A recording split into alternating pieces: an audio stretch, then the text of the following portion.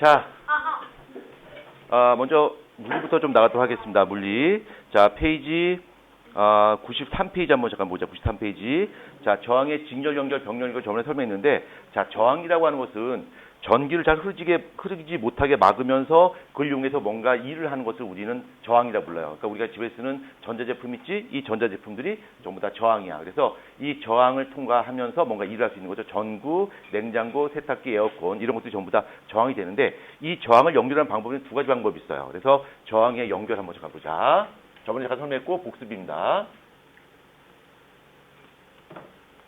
자, 저항의 연결인데, 자, 저항을 우리가 어떻게 그리냐면, 저항은, 전선은 이렇게 그려요. 그러다 저항은 삐죽삐죽 이렇게 그려요. 이게 바로 저항이야. 근데 이 저항을 연결할 때, 직렬 연결 방법이 있고요.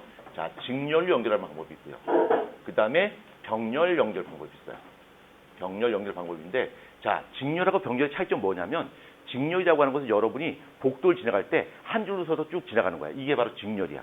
병렬은 손에 손을 잡고서, 옆에 친구들 손에 손을 잡고서 나란히 가는 것을 바로 병렬이라고 불러요. 그러니까 직렬이라고 하는 것은 저항을 연결할 때 저항이 이렇게 되는 거. 이게 바로 저항의 직렬 연결이야. 병렬 연결은 옆에 손을 잡고서 가는 거니까 이렇게 오다가 저항이 옆에 있고요. 또 다른 저항이 또 옆에 있어.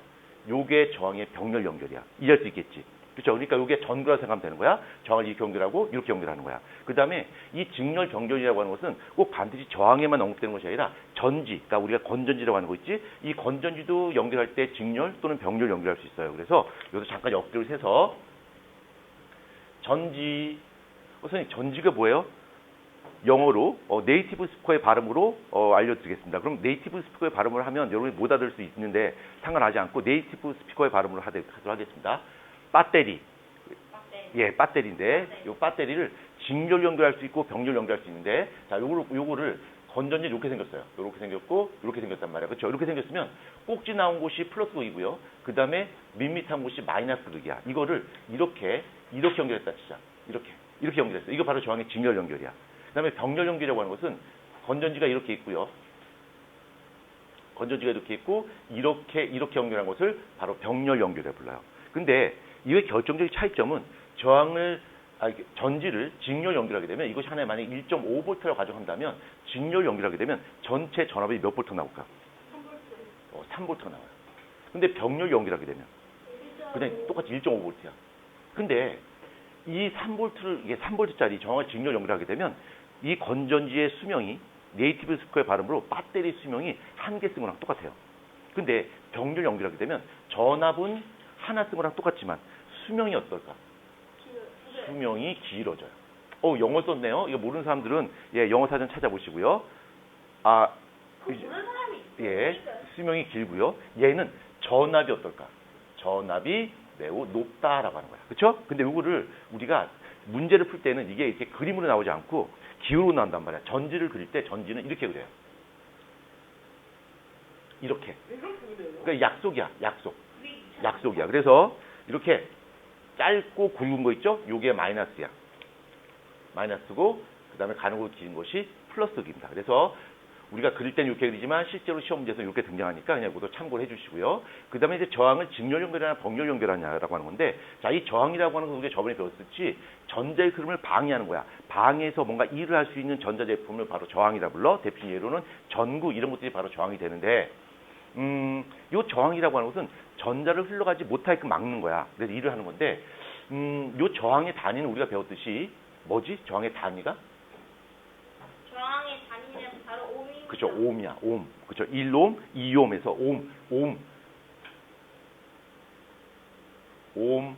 요게 바로 저항의 단위야. 저항의 단위인데, 이 저항은 두 가지에서 영향을 받아요. 저항이 커질 수도 있고 작아질 수 있는데, 이 저항이 영향을 받을 수 있는 요인은 두 가지가 있어요. 하나는 길이, 하나는 단면적인데, 만약에 길이가 길어지면, 저항의 길이가 길어지게 되면 저항의 크기는 커질까 작아질까? 커져요. 요거 기억해야 돼. 한번 생각해봐. 이렇게 이렇게 조그만 통로가 있어요. 그 통로를 1m 통과하는 것보다 2m 통과하게 되면 어떻게 될까? 더 힘들겠지. 저항이 커진단 말이에요. 이거 기억하자. 길이가 길어지게 되면 저항이 커진다라고 기억하시고요. 자, 단면적이라고 하는 것은 요만한 통로를 통과하다가 이만한 넓은 통로를 통과해. 더 쉽게 통과할 수 있겠지. 그러니까 이때는 저항이 어떻게 될까? 작아지는 거야. 요거 기억해야 돼. 요거 기억해야 돼. 이렇게 기억하시고요. 그 다음에 내가 이걸 빌드업한 이유가 뭐냐면 저항의 직렬 연결과 병렬 연결을 연결시키기 위해서 빌드업을 했어요. 빌드업. 그래서 태율이가 좋아하는 노래 중에 옛날에 겨울왕국에 이런 노래가 있었죠. Do you wanna build up snowman? 아, 빌드업은 아니죠. 그렇죠? 예, 아무튼 때려 맞췄고요. 예, 이정이가 이거 꿀팁. 그래서 메모하는데 예, 빌드업 아닙니다. 자, 그러면 내가 이걸 설명하기 위해서 얘를 빌드업했단 말이야. 그러면 저항의 길이가 요 저항이 직렬 연결로 하는 것은 저항의 길이가 길어진 거야, 단면적이 넓어진 거야. 어떻게 된 거야? 저항 길이가 길어진 거야. 얘는 길이가 길어졌어요. 길이가 길어졌단 말이야. 그래서 저항을 직렬로 연결하면 연결할수록 전체 저항의 크기가 어떻게 될까? 커진단 말이야. 그렇죠? 근데 병렬은 나란히 하게 되니까 이거는 길이는 변함이 없지만 무엇이 커진 거야? 그렇지. You are so smart boy. 단면적이 커지게 되고요. 그래서 저항이 어떻게 될까? 저항이 작아지는 거란 말이야. 그렇죠? 오케이. 이해됐죠? 그래서 이렇게 저항을 직렬 연결하냐 병렬 연결하냐에 따라서 저항이 커지기도 하고 작아지기도 하는데 실제 한번 저항을 한번 구해보고 싶어요. 한번 실제로 한번 구해보도록 하자. 자, 예를 들어보자. 자, 저항이 이렇게 있어요. 저항 이렇게 있어요. 저항이 이쪽에 2옴이고요. 이쪽에 3옴이야. 그러면 이때 전체 저항은 첫 번째 저항과 두 번째 저항을 그냥 더하면 되는 거야. 그러면 이거의 전체 저항은 몇 옴이 되는 거야? 2옴이고 3옴이니까. 오우, 덧셈 잘하는데 천재인데. You are so smart girl. 이걸 그 암산으로 한다고? 오. 요즘은 애기들 아닙니다. 예. 이제 5옴이 됩니다. 제가 저번에 내가 얼마나 그 암산이 빠른지 한번 보여줬죠? 내가 암산은 1190. 내가 암산이 세계에서 제일 빨라요. 1191 곱하기. 여기서 잠깐만. 목소리 낮추고. 나보다 목소리 크면 안 되죠? 유정이가 믿지 않는데 내가 암산이 얼마나 빠른지 한번 보여주겠습니다. 유섬이 안 믿지? 아니 선생님 근데 암산이 빠른데 정답률이 낮아. 선생님은 원래 그래. 암산은. 자, 그럼 제가 한번 얼마나 빠른지 보여드리겠습니다. 그러면 문제 한번 내보세요. 조윤이가. 5조 7,908 곱하기. 428. 예, 나는 문제가 나오기 전에 답을 먼저 말해요. 그 정도로 빨라요. 그렇죠? 단 아주 작은 문제점이 하나 있는데 정확하진 않아요. 그냥 빨라요. 유섬이 그렇게 부러우면 지는 겁니다. 너무 부러워하는데 너도 열심히 노력하면 나춤할 수 있어요. 유섬이. 알겠지? 유섬이가 일기 있습니다. 나도 열심히 암산 공부해서 과학쌤처럼 열심히 암산 빠르게. 자, 나대지 마시고요. 이게 5옴이 되는 거야. 자, 그럼 요번에는 저항을 병렬 연결해보자. 저항을 병렬로 한번 연결해보자. 자, 연결하면 자, 저항이 있습니다. 저항이 있고요. 이쪽에 또 다른 저항이 이렇게 있어요. 이렇게. 이쪽에 2옴이고요. 이쪽에 4옴이라 치자. 자, 그러면 얼마나 저항이 되나 보자. 이때 이거는 전체 저항은 커질까 작아질까? 작아지는 거야. 어떻게 작아지냐면 이렇게 역수치하는 거야. 첫 번째 저항분의 1 더하기 두 번째 저항분의 1은 전체 저항분의 1이 나오는 거야. 그럼 한번 계산해 봅시다. 이건 분수니까 여러분이 좀 어려울 수도 있어요. 자, 그래서 나대지 마시고요. 2분의 1 더하기 4분의 1 이렇게 되죠. 그렇죠? 그렇죠? 자, 그 다음에 통분해야 되겠지. 그러면 4로 하고 여기는 뭐가 되는 거야? 오, 천재인데? 2, 그 다음에 1이 되겠죠. 그렇죠? 예, 그러면 4분의 3이 돼요. 그러면 전체 저항은 얼마 되는 거야? 그렇지. 전체 저항은 3분의 4, 5옴이 되는 거야. 오케이? 이해되겠죠? 그래서 이렇게 저항을 직렬 연결하고 병렬 연결할 때 전체 저항을 계산한 값은 이렇게 계산했습니다. 유성, 오케이? 이해됐죠? 자, 그러면 이 저항이라고 하는 것이 전자제품인데 이 저항을 직렬 연결할 수도 있고 병렬 연결할 수 있는데 자, 저항을 직렬 연결했다 가정하자. 자, 이렇게 저항이 쭉 직렬 연결돼 있어요. 그런 말이야.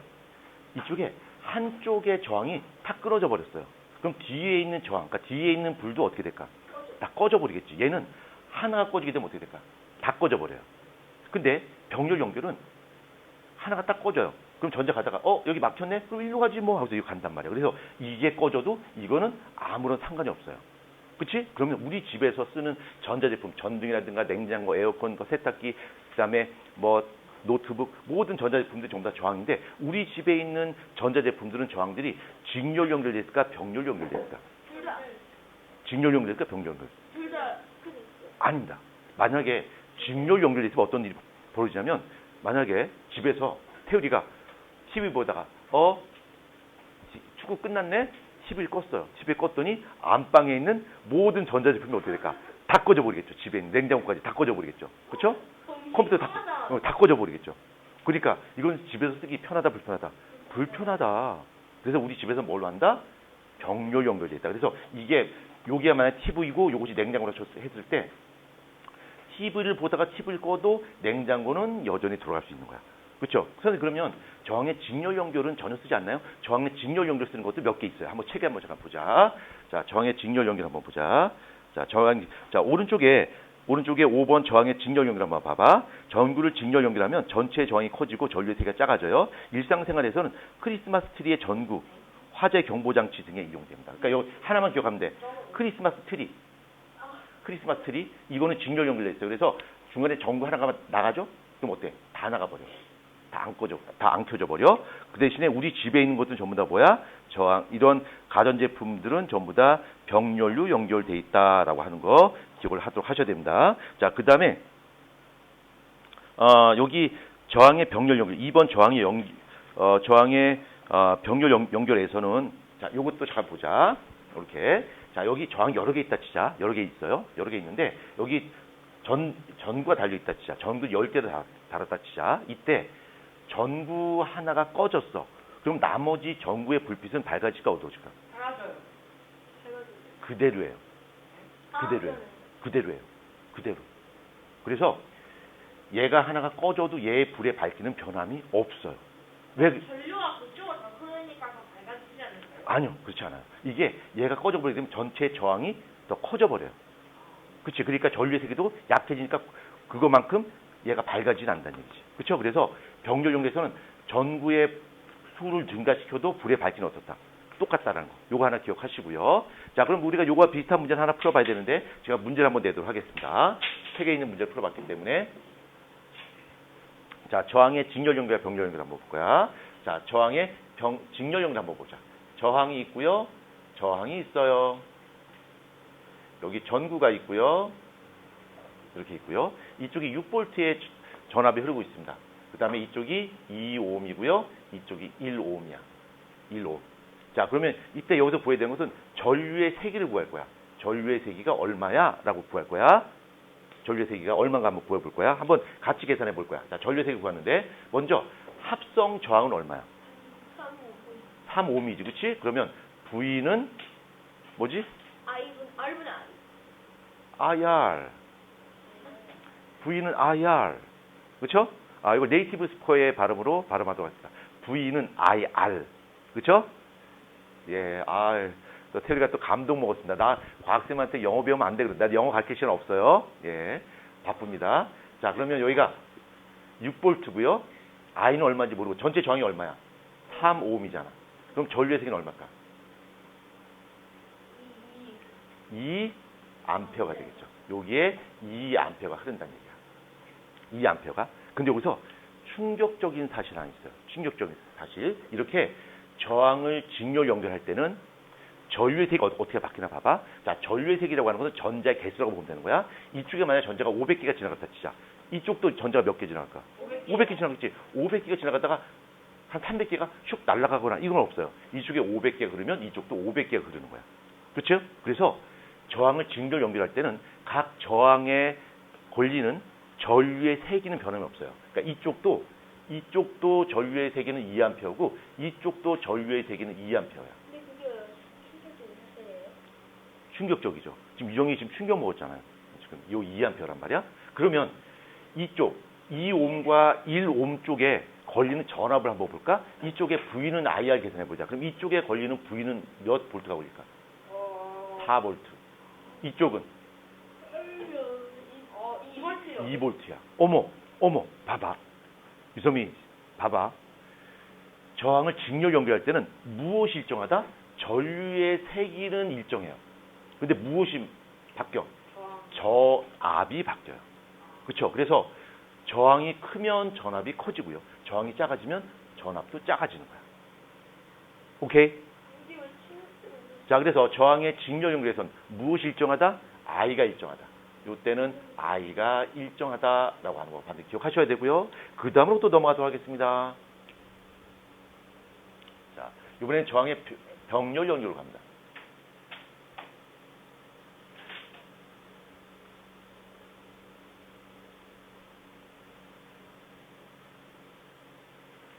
자, 이쪽이 12V입니다. 12V고 이쪽이 6오hm, 이쪽이 3오hm. 이렇게 보자. 자, 이렇게 돼 있어요. 자, 그러면 여기에 걸리는 전류의 크기를 구할 수가 있겠죠? 전류의 세기를 구할 수 있겠지? 어떻게 구할까? 전체 저항은 몇 ohm이야? 2ohm이야? 계산해볼까? 한번 계산해보자. 전체 3분의 1 더하기 6분의 1. 그쵸? 그러면 6분의 2 더하기 1. 너무 빨라서 계산 쫓아올 수가 없죠? 예. 그러면 6분의 3이 되는 거고요. 약분하면 1이 되겠죠? 그럼 역수가 되니까 전체 저항은 몇 ohm이 되는 거야? 2ohm이 되는 거야. 그러면 I를 구해야 되니까 유정이가 너무 계산 빨리 해서 쫓아오기 힘들다고 지금 탄식을 했는데 나보다 좀 천천히 할게요. 예. 자, V는 미안해요. 내가 너무 빨리 계산했죠? 예, 쫓아오지 못했던 것 같아요. 예, 좀 천천히 가도록 하겠습니다. 자, 예, V는 IR이야. 그럼 V는 12V죠? 12V고요. I는 얼마인지 모르고 전체 저항은 2ohm이야. 그럼 전류의 세기 얼마야? 6A가 되겠죠? 여기 6A가 지나가는 거야. 6A가 이렇게 지나갑니다. 전류의 세기가 6A가 지나가고 있어요. 자, 6A가 지나가고 있는데, 자, 한번 보자. 이 저항의 병렬 연결할 때는 여기서 만약에 600개의 전자가 지나간다 치자. 근데 이쪽에도 600개, 이쪽에 600개 지나갈 수 있나? 갈라져 버리겠지. 그렇죠? 그러니까 이때는 저항을 병렬 연결할 때는 전류의 세기가 바뀌어요. 그러나 미는 힘 자체는 어떨까? 똑같아요. 그러니까 이쪽도 12V고요. 이쪽도 12V가 돼요. 이렇게. 똑같이. 그러니까 이렇게 저항의 병렬 연결해서는 뭐가 일정하다? 뭐가 일정하다? V가 일정하다. 오케이?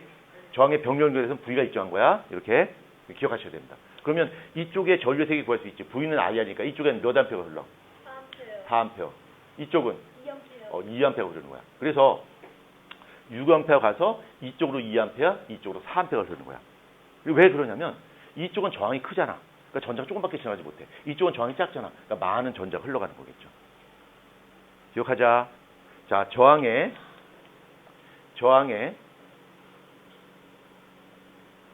병렬 연결에서는 뭐가 예? 저항의 병렬 연결에서는 뭐가 일정하다? V가 일정하다. 알겠지? V가 일정하다. 맞죠? 자, 그 다음에 직렬 연결에서는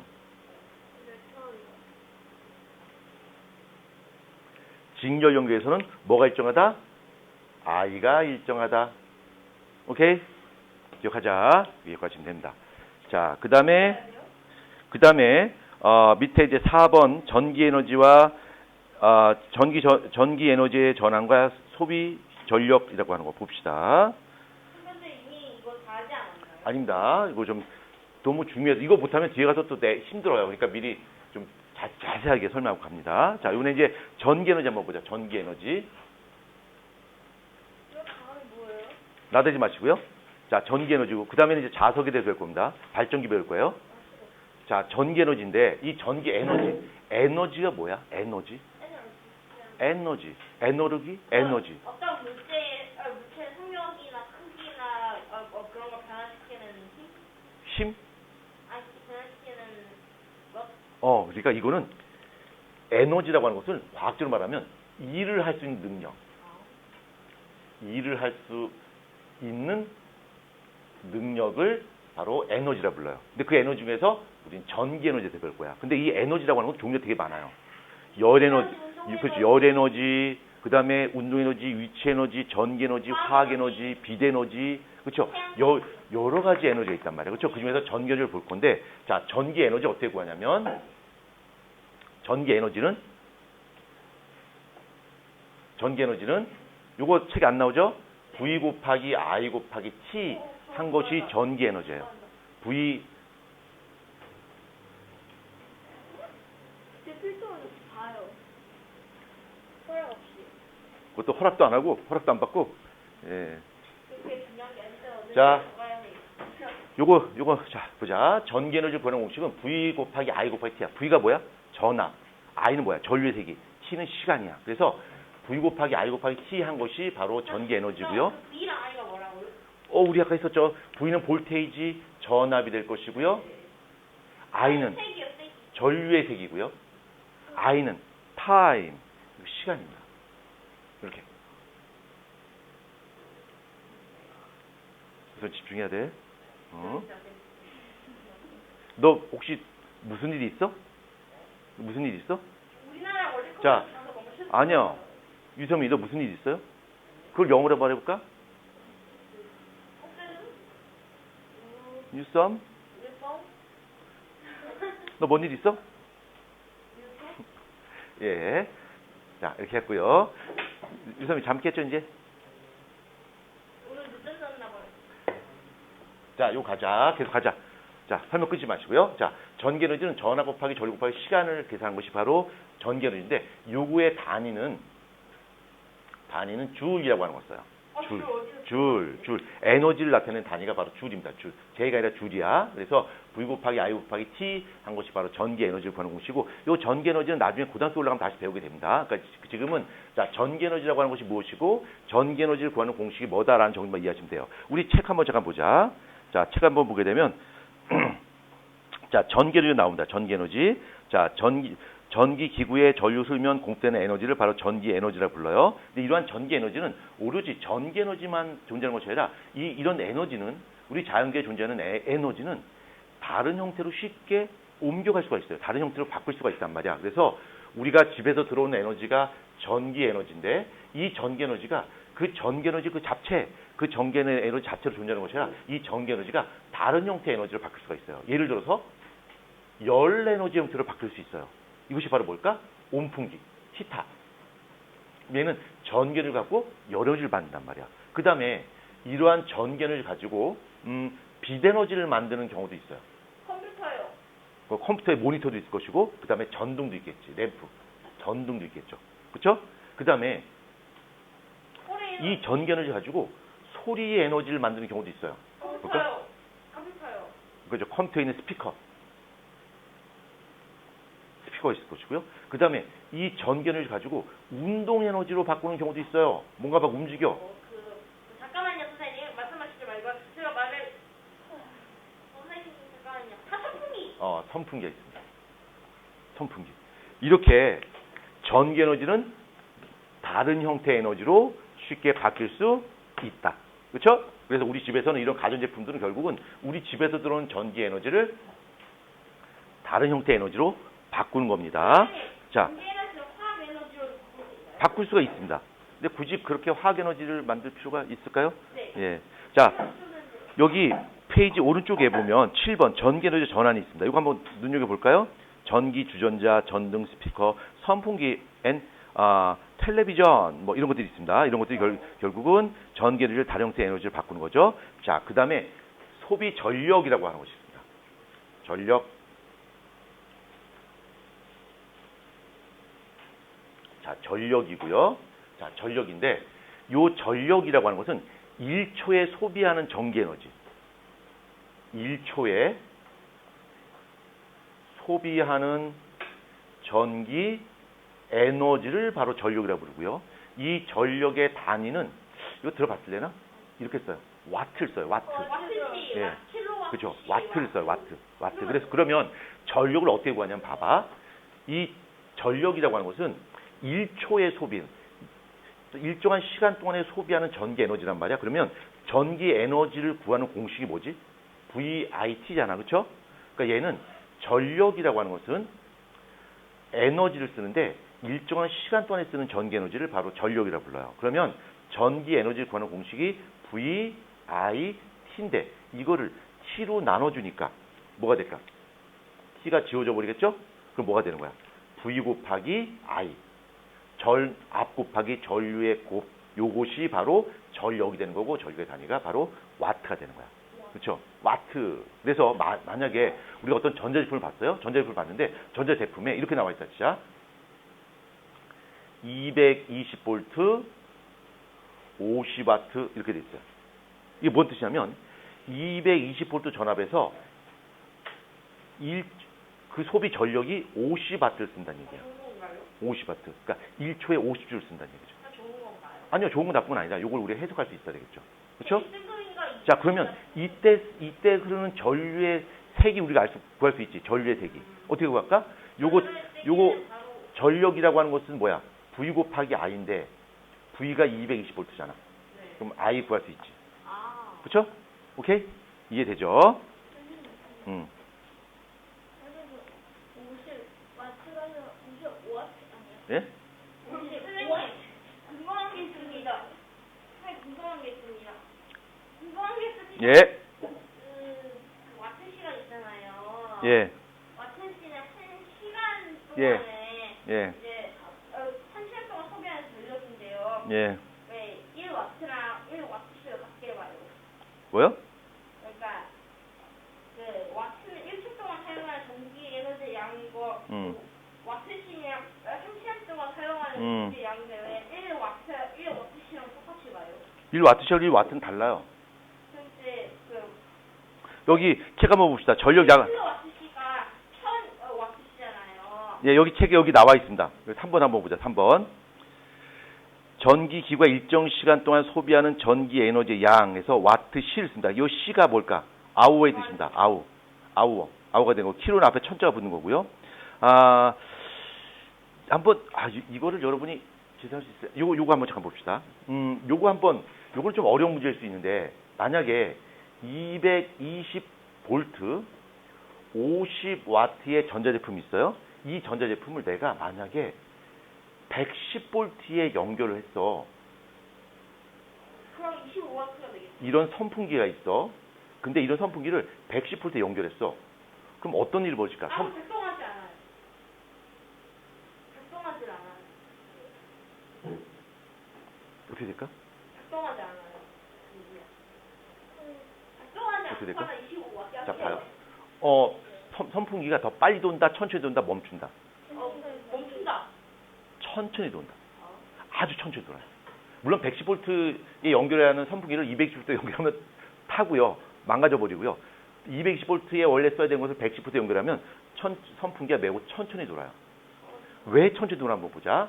자, 전력이라고 하는 것은 얘는 50W의 전력이란 말이야. 근데 P는 VI죠. 그렇죠? V는 I인데 여기서 요 I라고 하는 것은 R분의 V지. 그러니까 얘가 어떻게 되냐면 R분의 V 제곱이 돼요. 이렇게. 그래서 지금 전압이 2배만큼 작아졌지. 그렇죠? 원래 220V 연결했는데 110V 연결했잖아. 2배만큼 작아졌으니까 제곱이니까 뭐야? 4배 작아지는 거죠. 그렇죠? 4분의 1을 준단 말이야. 그래서 소비 전력이 4분의 1을 줄면서 선풍기가 4분의 1로 그냥 돌아버려요. 그러니까 거의 안 돈다는 얘기지. 나대지 마시고요. 자, 93페이지 개념 확인 퀴즈가 있습니다. 이거 한번 지금 해결해 볼까요? 이거 하지 않았어요? 했나요? 예, 그러면 그다음 넘어가서 하겠습니다.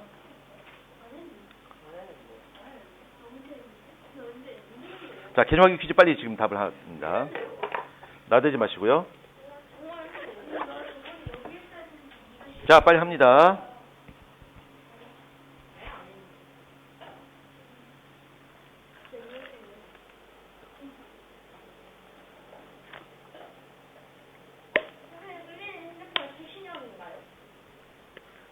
아니요, 지금 그게 궁금하지 않고요. 자, 빨리 개념 확인 퀴즈 다 하셨나요? 네. 유선이 다 했어? 자, 그럼 한번 답을 맞춰보겠습니다. 아, 그래요? 예, 알겠습니다. 테오리 빨리 하시고요. 나대지 마시고요. 자, 됐나요? 자, 시간 없으니까 빨리 답 맞추고 넘어가도록 하겠습니다. 자, 1번에 전류, 전압. 2번 비례, 반비례.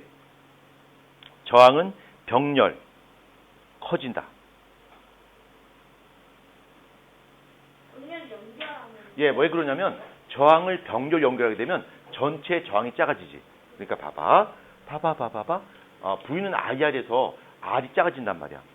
그러면 V가 일정한 상태에서 자, 봐봐요. 여기다 보자. 여기다.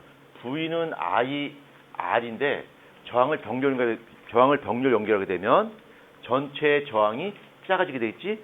V는 일정해요. 그럼 I는 어떻게 될까? 커지게 되겠죠. 그렇죠? 네. 자, 93페이지 했고요. 그 다음에 요 94페이지 우리 했니? 94페이지. 1분은 안 했어요. 94페이지 어떻게? 94페이지 안 했어? 태율이? 5, 6, 7번은 안 했어요. 이거는 여긴 최저 했어요. 채점 했니? 94페이지 봐봐. 94페이지. 했어요. 했어요? 예. 근데 채점이 안 돼 있네. 왜? 자, 94페이지 됐고 그럼 95페이지 봐야 되나요? 네, 95페이지 5, 6, 7번은 안 했어요. 8번은. 예, 5, 6, 7번 지금 해결합니다. 근데 그거 숙제 아니었어요? 저 숙제 다 했는데. 아, 그래요? 숙제 아니야. 딴 친구. 자, 빨리 풉니다. 네? 자, 빨리. 자, 빨리 풀자. 시간 없어요. 빨리. 100페이지까지 숙제 아니에요? 자, 빨리 해야 됩니다. 와, 나 고생했네.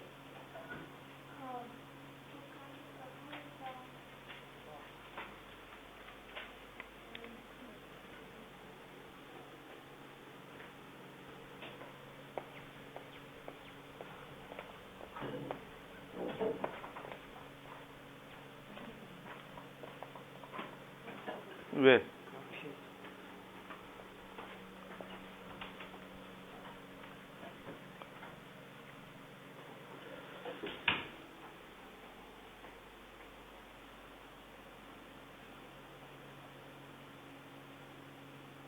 선생님, 핸드폰에는 중량연결을 사용하나 중량연결을 사용하나요?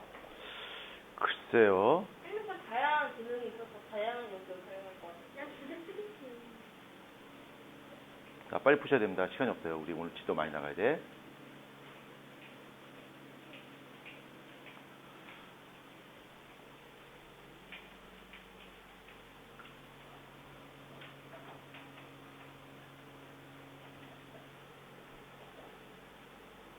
자, 다 했나요? 네. 자, 5번의 정답은 심지어 유정이도 다 있습니다. 유정이 누나 다 있어요. 그럴 수 있죠. 그럴 수 있다고요? 선생님, 그럼 저 103쪽까지 다 했는데 잘 버렸는데요, 선생님? 저 이거 숙제인 줄 알았는데. 아, 그래요? 그럼 요번에 숙제가 좀 줄어들겠네요. 예, 그때 선생님 5,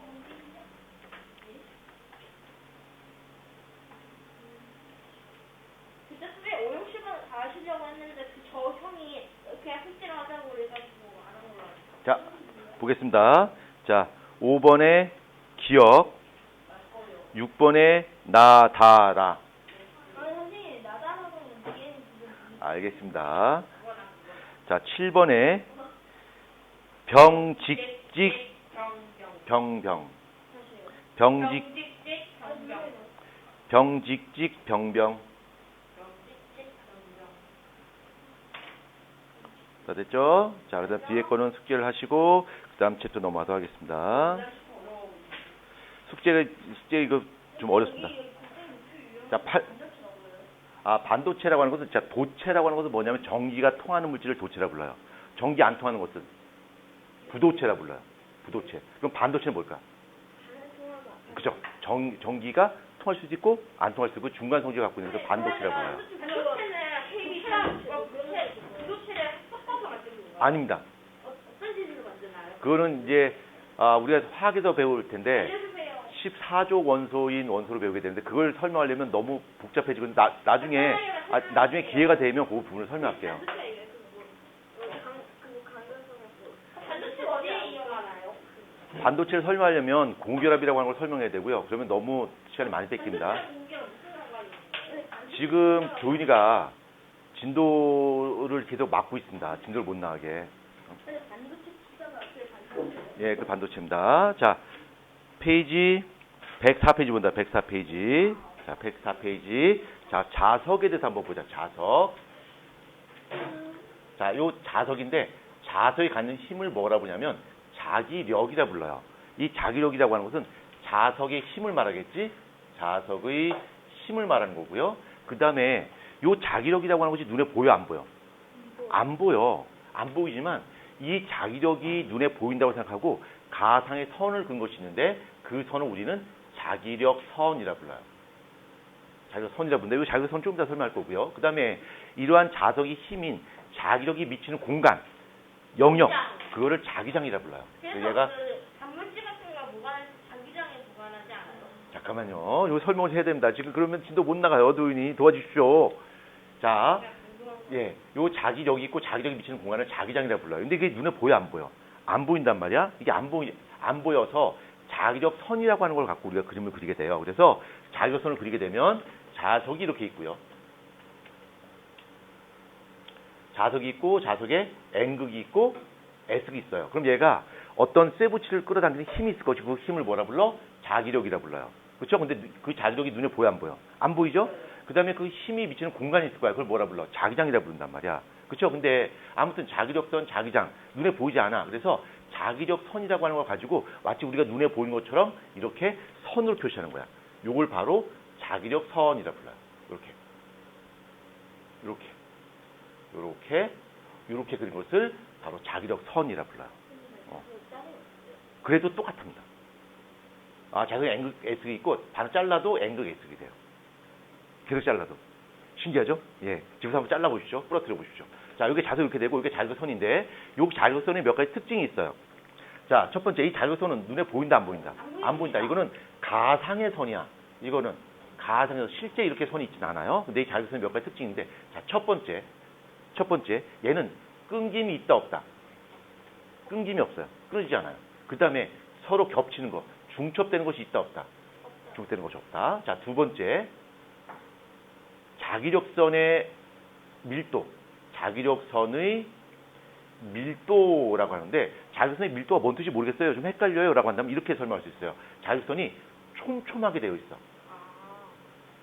촘촘하게 되어 있으면 이럴 경우는 어떻게 될까? 자기력이 어떤 거야? 자기력이 더 세지는 거야. 이렇게. 오케이? 그래서 이 자석을 보게 되면 어느 쪽이 가장 힘이 셀까? 양쪽 끝이 가장 촘촘하죠. 그렇죠? 이쪽 가장 힘이 센 거야. 그래서 우리가 자석을 붙일 때 양 끝으로 붙이면 가장 힘이 세요. 여기 옆구리에 붙이는 것보다 이쪽에 힘이 센 거야. 그 다음에 세 번째가 가장 중요해. 세 번째가 중요해서 내가 무슨 색깔로 썼어? 빨간색으로 썼습니다. 레드 컬러로 썼습니다. 자, 제일 중요해. 자, 이 자기력선에는 방향이 없지만 우리가 약속했어요. 자, 이건 기억해야 돼. 자기력의 방향, 또는 자기장의 방향. 이제부터는 자기력선, 자기장 같이 쓸 거야. 그냥 혼용해서. 자기력선, 자기장의 방향은 N극에서 S극 방향으로 가는 걸로 우리가 약속했어요. N극에서 S극. 그러니까 내가 여기서 표시하지 않았지만 실제 자기력선의 방향은 N극에서 나와서 S극으로 이렇게 들어가는 거야.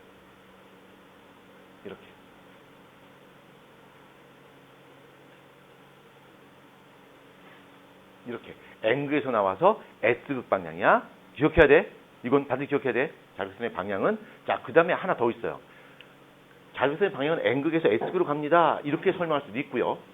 또 하나는 우리가 그걸 눈으로 확인하고 싶어요 라고 한다면 나침판을 이용해요. 그러면 내가 여기다가 만약에 나침판을 뒀다 치자. 여기다가 나침판을 두게 되면 나침판의 바늘이 이렇게 되는데 N극이 가리키는 방향, 나침판의 N극이 가리키는 방향이 바로 자기력선의 방향이야. 그러니까 요거하고 똑같은 말로써 나침판을 뒀을 때 나침판의 N극이 향하는 방향. N극의 방향이죠? 아, 유정이 때문에 글씨 틀렸잖아. 아니, 왜요? 근데 저도 나침새 보면 눈 같아요. N극이 가리키는 방향. 요게 바로 자기력선의 방향. 이거 기억해야 돼. 만약에 이쪽에다가 내가 나침판을 뒀다 치자. 이쪽에 나침판을 두게 되면 나침판의 N극이 이쪽을 가리키겠죠. 이렇게. 그렇죠? 이쪽에 뒀어. 그러면 이렇게 앵글이 가리키겠죠. 그렇죠? 그래서 요 두 가지 대가리가 두 쪽 나도 이건 반드시 기억하셔야 됩니다. 그렇죠? 그래서 우리 책 한번 잠깐 보도록 하겠습니다. 자, 책 한번 잠깐 볼까요? 예, 자, 자기장 한번 보자. 자기장 2번 자기장 보면 자기력이 미치는 자석의 주변 공간을 우리 자기장이라 부르는데 밑에 나와 있습니다. 보자. 자석 주위에 나치판을 놓았을 때 나치판의 바늘이 앵글이 가리키는 방향.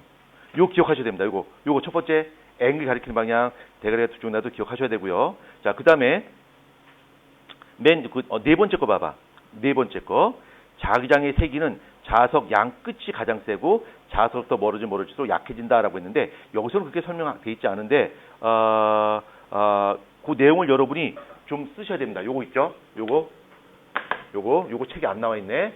요거하고 요것도 여러분 메모를 해두도록 합시다. 굉장히 중요한 내용인데 우리 책에서는 언급이 안 되어 있네요. 예. 그다음에 이 자석과 자석 사이에 힘은 두 가지 힘이 있어요. 같은 극끼리는 어떻게 될까? 자, 같은 극끼리 만약에 N극과 N극이 같이 붙어 있고요. 또는 S극과 S극이 붙어 있으면 이렇게 자석의 N극과 N극이 그 다음에 S극과 S극이 이렇게 맞닿아 있다면 이때는 서로 당길까 밀어낼까? 밀어내요. 너 저리 가. 너 저리 가. 너 저리 가.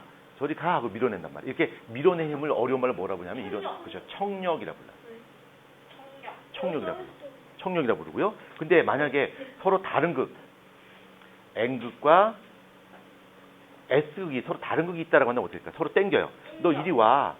너도 이리 와. 이렇게 당긴단 말이에요. 이런 힘을 뭐라 불러? 인력이라 불러요. 어렵지 않죠? 이건 거의 초등용 문제야. 어렵지 않고 쉽게 우리가 해결할 수 있고요. 자, 그 다음에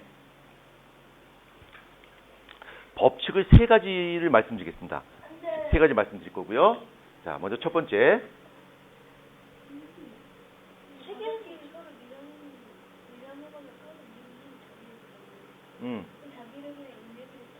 아니요. 자기력에는 인력이 있고 청력이 있는 거죠. 방법이 있는데 만약에 자석이 있고 N극이 있는 자석 여기에 N극이 또 있고 또 N극이 있고 그러면 어느 쪽에 청력이 더 크냐에 따라서 움직이겠죠. 어느 한쪽에 청력보다 더 큰 쪽에 이쪽에 청력이 위쪽에 청력이 있으면 이쪽에 청력이 더 세면은 얘가 이렇게 밀려가겠죠. 가만히 멈춰 있겠죠. 마치 공중에 떠 있는 것처럼. 공중에 떠 있는 것처럼. 그래서 그 자석을 반대 극을 아무튼 그건 나중에 보자. 자, 일단 자, 먼저 앙페르의 법칙 한번 보자. 앙페르. 자, 앙페르의 법칙이 있는데 자, 앙페르 많이 듣던 사람일 것 같은데 아닌가요? 처음 듣나? 들어봤을 거야. 그 사람 누군지 알아요. 그 사람 바로 유명한 과학생. 자, 보자. 앙페르 법칙인데 맞아. 암페어야. 이게 프랑스 사람인데 프랑스 발음으로 앙페를 이렇게 불러요. 이게 암페어입니다. 암페어. 자, 얘는 이 사람 뭐라고 얘기했냐면 전류가 흐르면 주변에 뭐가 형성된다? 자기장이 형성된다. 그러니까 이 자석이 갖고 있는 자석 힘, 그러니까 자기력이 있는데 옛날에는 이 자석의 힘, 자기력이 자석에만 있는 줄 알았어요. 근데 전류를 흘려주니까 전기가 흐르는 물체 안에 그 전기가 흐르는 전선 주변에는 자기장이 만들어져요. 오호. 자, 그러면 우리가 전기의 힘을 우린 뭐라 불러? 전기력이라 불러요. 그럼 자석의 힘을 뭐라 불러? 자기력이 불러. 그러니까 옛날에 두 개를 구분했단 말이야. 근데 전기를 흘려주니까 주변에 자기장이 만들어지네? 그러면 자석의 본질과 그 다음에 전기의 본질은 같은 거네? 이렇게 본 거야. 그래서 요즘에는 전기력과 자기력을 따로 구분하지 않고 두 개 합쳐서 뭐라 불러? 전자기력 이렇게 불러요. 그러니까 전기하고 자석은 본질적으로 같아요. 옛날엔 다르다고 생각했는데 전기를 주니까 자기장이 만들어지잖아. 오호, 요거 좀 이따 배울 거야. 자, 그 다음에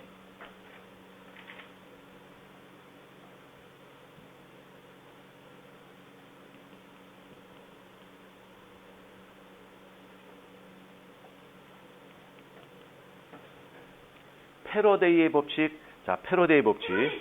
예, 되게 유명한 과학자인데. 자, 패러데이의 법칙 한번 보자.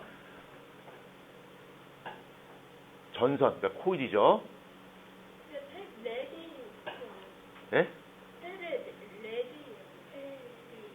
패러데이.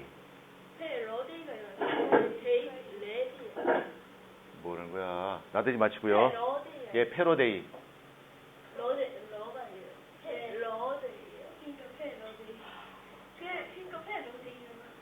뭐라는 거야, 진짜. 자꾸 방해하지 마십시오. 지금 빨리 진도 나야 되니까. 자, 코일, 전선 주변에 자석을 움직이면 전류가 발생한다. 전류가 발생한다. 그래서 이렇게 생긴 이런 현상을 전자기 유도라 불러요. 전자 유도라 부르고, 이렇게 생긴 전류를 바로 뭐라 부르냐면 유도 전류예요. 이게 유도 전류야. 그래서 이걸 가지고 우리가 만드는 것이 바로 뭐냐면, 이걸 가지고서 뭘 만들 수 있냐면 발전기를 만들 수 있어요. 우리가 전기를 생산하는 발전기가 바로 이거를 이용한 거야. 그래서 여기다 코일을 두고요. 코일에다 자석을 막 움직이면 거기서 전기가 발생해요. 그런 현상을 전자 유도라 부르고, 그런 원리를 만드는 사람이 바로 패러데이 법칙입니다. 패러데이가. 그래서 이따가 시간이 허락되면 그 부분도 잠깐 설명드리도록 하겠습니다. 우리 책에는 그게 설명이 안 돼 있는데, 그다음 렌츠의 법칙인데, 렌츠의 법칙까지는 우리가 설명할 필요는 없을 것 같아요. 자, 예, 예, 원자설 이야기하는 사람이에요.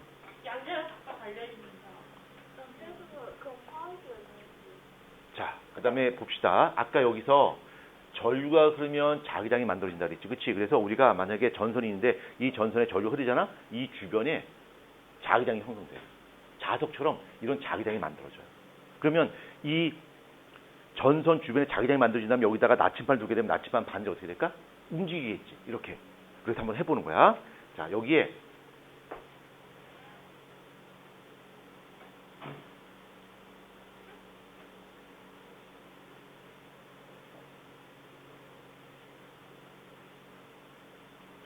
자, 이렇게 한번 이따 치자. 지금 이게 전선이야. 자, 전선이고, 이 전선으로 전류가 흐를 거야. 자, 전류가 이쪽 방향으로 흐를 거야. 자, 전류가 이쪽 방향으로 흐르고 있고요. 자, 그러면 이 주변에다가 나침반을 설치하면 나침반 바늘이 일정하게 움직여요. 이 주변에 뭐가 형성된다는 얘기야? 자기장이 만들어진다는 얘기야. 그렇지? 자석처럼 자기장이 만들어져요. 근데 그 자기장이 어떤 방향으로 만들어지냐면, 아까 내가 나침판의 앵글이 가리키는 방향이 바로 자기장의 방향이라 그랬지, 그렇지? 네. 그렇죠? 자, 여기다가 나침판을 설치했어. 그랬더니 나침판이 어떻게 되냐면, 자기장이 원을 그리면서 이렇게 자기장이 만들어져요. 원을 그리면서. 그러니까 요 가까운 곳은 자기장이 세겠지. 먼 곳은 자기장이 약할 거야. 그리고 여기다 나침판을 설치하게 되면, 나침판 설치하는 거 전에 자기장이 이쪽으로 움직입니다. 그러니까 이렇게 원을 그리면서 빙빙 돌고 있어요. 자기장 이렇게 생겨요.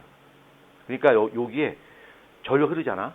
그럼 이 주변에 자기장이 만들어지는 거야. 이렇게 주변에 이렇게 자기장이. 그래서 여기다가 나침판을 설치했어. 얘가 지금 현재 시계 반대 방향에 돌고 있지. 여기다 나침판을 설치하게 되면 나침판의 앵극이 이렇게 가리켜요. 여기가 앵극이 되는 거야. 이쪽에 만약 나침판을 설치했다면 나침판이 아래쪽을 향해서 앵글을 가리키겠지. 자, 이걸 쉽게 알 수 있는 방법이 있어요. 자, 이렇게 해보세요. 엄청. 자, 오른손으로. 자, 오른손으로. 자, 이 엄지손가락 있지? 엄지손가락이 전류의 방향이야. 그 다음 나머지 손가락 4개가 바로 뭘까? 자기장의 방향이야. 그러니까 얘가 이렇게 되는 거야. 그러니까 이렇게. 그래서 자기장의 방향이 이렇게 되는 거야. 잠깐만, 그 엄지손가락이 전류의 방향이 나와 내 손가락이 자기장의 방향. 자기장의 방향이야. 그 다음에 이거를 만약에 이렇게 했다고 치자. 자, 이렇게 해서. 혹시 이름이 뭐예요? 뭐가 이름이요? 이거. 뭔 이름? 이게 플레밍의 오른손 법칙인가? 이게 사람 이름 모르겠네요. 네. 오른손 해야 돼요. 왼손 하기도 다 틀립니다. 예. 자, 요번에는 말이야. 요번에는 전류의 방향이 아래쪽으로 흐른다고 가정하자. 자, 그럼 이건 어떻게 될까? 이렇게 해야 되겠지. 이렇게. 그렇죠? 이렇게 되니까 자기장의 방향이 어떻게 될까? 자기장의 방향이 시계 방향으로 생기겠죠. 이쪽 방향으로. 그렇죠? 이해되지? 이해됩니까? 이해돼야 안 돼요? 되죠. 자, 그 다음에 요번에 이렇게 직선이 아니라 코일을 만들었다 치자.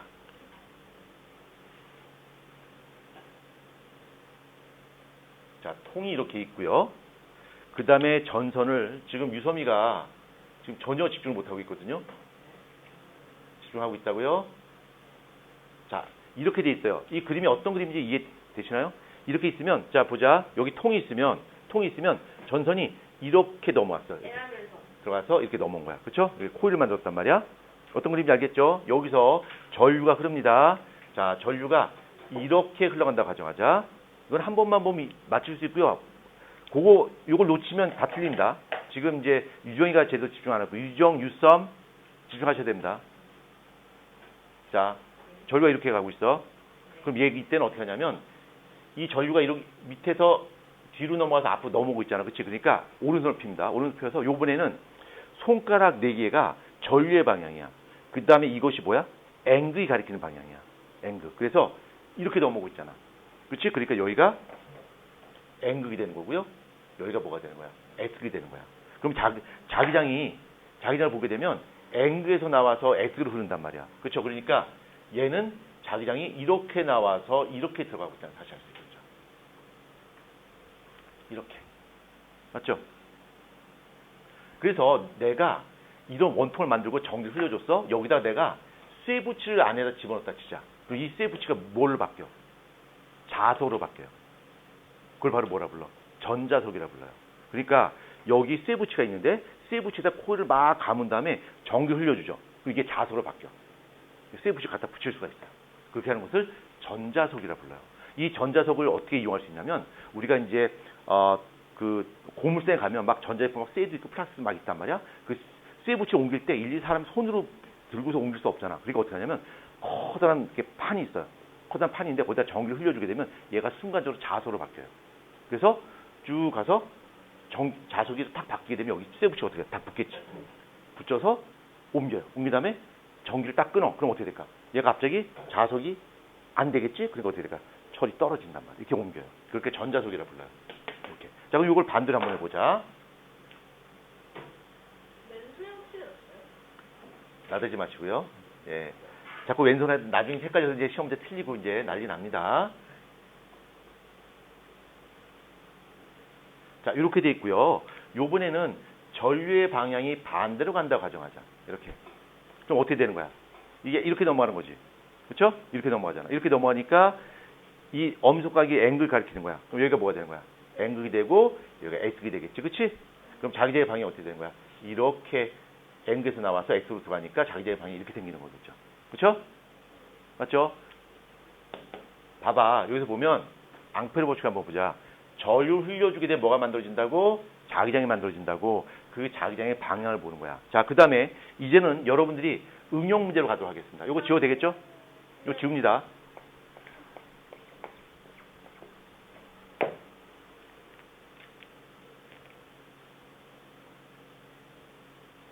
응용 문제입니다.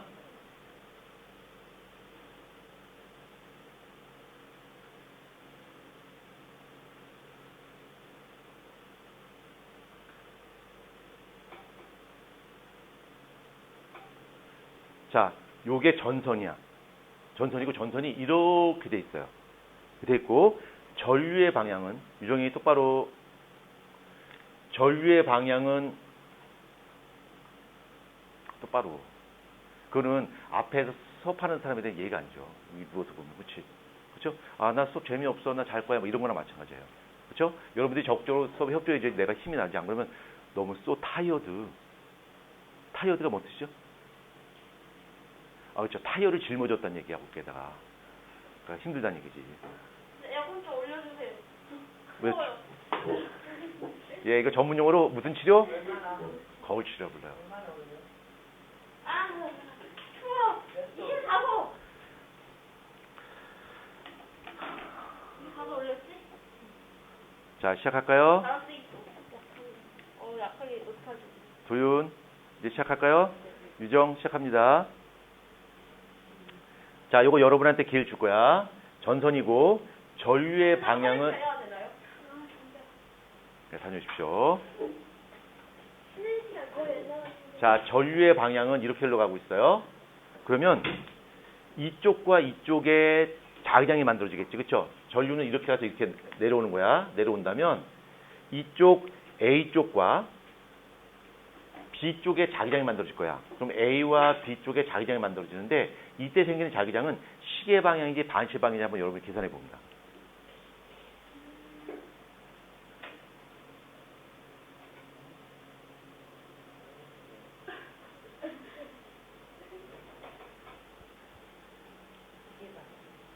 자, A는 시계 방향이에요, 반시 방향이에요? B는? 한번 볼까?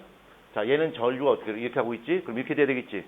그렇지? 그럼 자기장 어떻게 돼? 이렇게 도는 거잖아. 그러니까 자기장 얘는 이렇게 돌 거야. 그렇죠? 그럼 A는 뭐야? 반시계 방향이야. 이거 웃을 일이 아니에요. 예. 이제 시험 폭망하는 길이 보입니다. 얘는 전류가 이렇게 오지. 그럼 얘는 어떻게 되는 거야? 이렇게 내려가는 거잖아. 그러니까 이렇게 돼야 되겠지? 그러니까 얘는 시계 방향이죠. 이렇게. 맞죠? 네. 설명을 했습니다. 자, 그래서 제가 설명한 것이 코일 주위의 자기장에 대해 설명했는데 이에 관련된 문제를 풀어보도록 하겠습니다. 페이지 106페이지 106페이지 5번까지 다 해결합니다. 예? 예, 6번까지.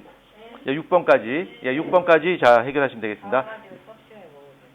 예, 소리만 안 나면. 자, 6번까지 빨리 풉니다.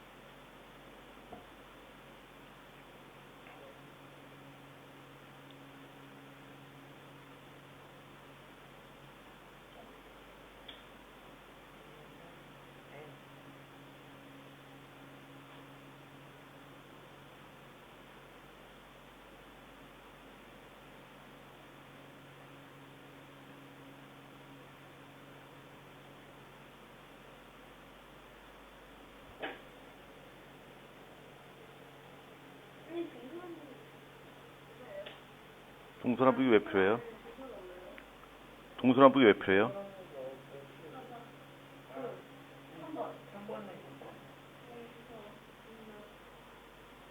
그러니까 위쪽이 북쪽이에요. 여기서 12시 방향이 북쪽이고요. 그 다음에 3시 방향이 동쪽이에요.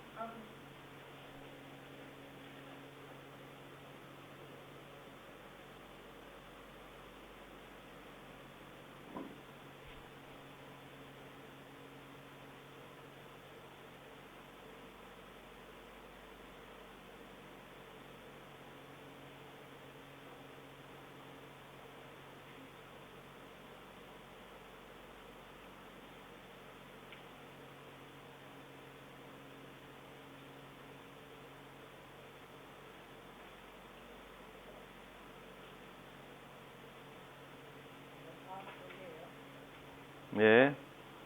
오늘 물리가 좀 어려워서 물리의 시간을 좀 많이 투자해야 됩니다.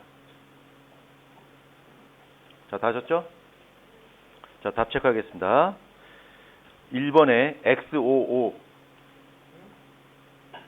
2번에 A는 N극, B는 S극, C는 N극, D는 N극. 자, 그 다음 3번 A 동쪽, 동쪽. 4번 자기장 클수록. 5번 D.